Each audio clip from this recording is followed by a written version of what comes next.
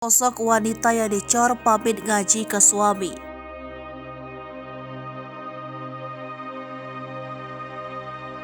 Identitas dua wanita yang ditemukan dikubur di coran semen di salah satu kontrakan wilayah Bekasi Utara terungkap. Keduanya ditemukan sudah tidak bernyawa pada Senin 27 Februari. Tak jauh dari lokasi penemuan itu juga terdapat seorang pria yang sudah tidak bernyawa. Pihak salah satu korban menduga pria berinisial P tersebut adalah pelaku pembunuhan. Adapun identitas dua korban wanita tersebut diketahui Yusi Purwati dan Heni Purwaningsi. Suami mendiang Yusi, Heri, menyebut ia dan istri mengenal P, bahkan ia menganggap P sebagai teman baik. Bahkan beberapa waktu lampau, Yusi membantu P bekerja pada perusahaan yang sama. Pihak keluarga tidak menyangka Yusi dan Heni tewas mengenaskan dan jasadnya berupaya dihilangkan pelaku dengan cara dicor. Sementara itu, Kapolres Metro Bekasi Kota Kombes Pol Hengki saat olah TKP pada Selasa 28 Februari mengatakan kedua korban merupakan warga Cako. Hengki mengatakan saat ditemukan kondisi korban sudah dikubur dengan cara dicor di bawah tangga kontrakan tersebut.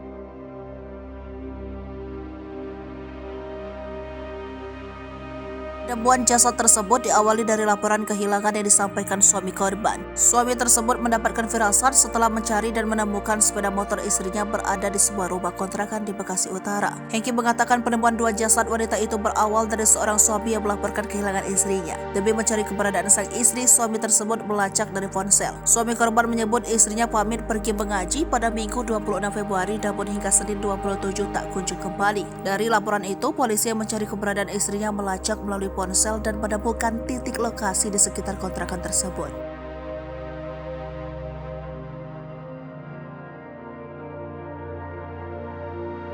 Petugas kepolisian Metro Bekasi lantas mendobrak pintu rumah kontrakan dan menemukan Permana yang sudah terluka di bagian tangan yang kini sudah meninggal.